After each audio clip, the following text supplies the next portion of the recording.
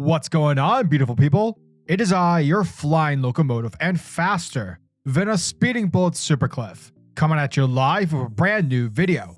And for today's majestic and fantastic video, we are back at it with everyone's favorite gamma-radiated monster, that being of course the IncredibleHulk, issue number 4. Before we dive into the horror and the grossness of the Marvel Universe, if you are new to the channel, then smash that like and subscribe button. That way you guys never miss out on anything that happens on this majestic channel. So what are you waiting for? Let's raise the bar and go full on Super Saiyan. Hit that subscribe button. Thus, without further ado, let's start smashing stuff with the IncredibleHulk issue number 4. So our story begins like your average monster of the week type of deal. For it's here where we see an alcoholic in Florida. And while this fellow is drinking his beer, not giving a crap, a bunch of frogs start to show up, only for them to have our man here be met with a woman, someone named Ashley.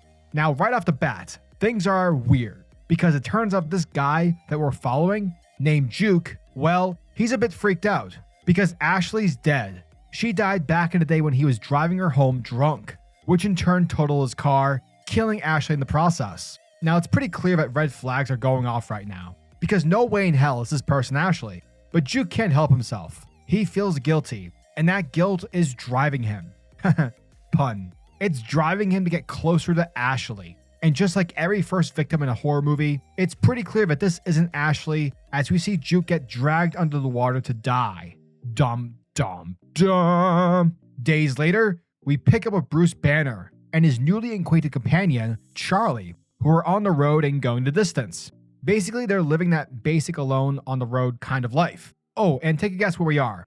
That's right, Florida. Now, despite the Hulk liking Charlie and wanting her to tag along, Bruce really isn't about it. He's essentially trying to tell Charlie that Florida can be your new startup, a place to begin anew. But Bruce at the same time is also trying to save Charlie because right now, something dark and horrible is watching them, aka the eldest. And it's only a matter of time until this monstrosity catches up with them. Therefore, if Charlie's with Hulk, she'll be killed without question. Because for Charlie, she thinks that just being around the Hulk will give her the power to be strong and to stand up against others. But Bruce is trying to tell her otherwise. Like, listen, I know you're angry and you have a lot to be angry about, but this life isn't for you. Nor should it be. Afterwards, once Bruce leaves the room to get some food, the TV in the background has the news on. And guess who's guest appearing on tonight's Most Wanted? Charlie Tidwell. And seeing how anxious she starts getting, Charlie leaves in fear of being seen. Meanwhile, we pick up with Bruce, and while our hero is walking about doing his thing, it's all of a sudden where Bruce is then met by the one and only Ted Sallis, aka ManThing. Now, in case you person watching this video isn't aware, ManThing is basically Marvel's version of Swamp Thing. However, rather than being the avatar of the green, ManThing is the hero who protects the nexus of realities. In other words, he protects the Marvel Universe from really, really weird shit. And so after bringing Bruce into the nexus, forcing him to become the Hulk, the Ted in his human form gives Hulk the breakdown, for he tells our gamma-fueled protagonist that the Nexus is under threat by something called the Elder, and right now this thing is way too powerful for ManThing to fight alone, for the eldest is older and more powerful than anything he's ever seen. Meanwhile, we pick up with Charlie, and as she's running away in hopes to find Bruce, it's here where she's encountered by the same monster from the beginning, but instead of taking the form of the girl Ashley, the monster takes the form of a little boy named Earl, who turns out to be Charlie's baby brother. Yet what's weird about this is that similar to Ashley, Earl is also dead. And from there, with Charlie getting closer and closer, the monster is revealed. And it turns out that whatever this thing is some sort of swamp siren, for it lures its victims by taking the form of someone close to them who's dead, and that said victim feels guilty about. To put it simply, this monster is disgusting, and right now, it's ready to eat. And that, folks, was the end of the IncredibleHulk issue number 4. And thank you guys for checking out my video, as it truly, truly means the world to me. So when it comes to this issue, it has similar issues that I had with books 2 and 3. The story portion is very quick. There's not a lot of meat to this issue. You know, like I remember reading AlEwing's ImmortalHulk series.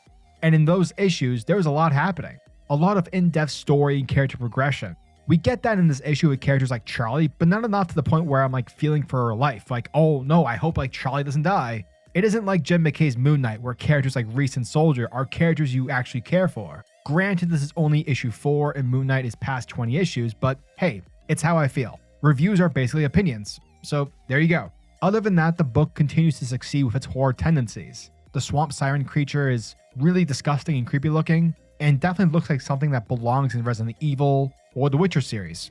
Also, the art has a sort of Stephen King feel to it. I don't really know how to explain it, but if you've read enough Stephen King, then you can definitely understand the feel. Like, there's this vibe in the art where you kind of feel that our characters are being watched by unseen forces, and it's really creepy. And plus, the use of ManThing was well done, and I think it's really cool to have this character get involved with something that the Hulk can rely on for assistance. Overall, if you're a fan of Alan Moore's Swamp Thing, AlEwing's ImmortalHulk, but with less death, then this series is for you. It's an easy read that will get you hyped up for the Halloween season. So yeah, as always, I'm your majestic sayer of words, SuperCliff, and if you guys are new to the channel, then do me a solid by smashing that like and subscribe button, and also the notification bell so that you'll never miss out on an upload, and so you'll always be kept up to date with your favorite top tier comics happening in the comic book world. Now tell me, what are your opinions on what's happening with this issue? Do you guys like it? Are you guys excited for issue number 5? Let me know down in the comment section below. And until the next video, peace. Giggity goo.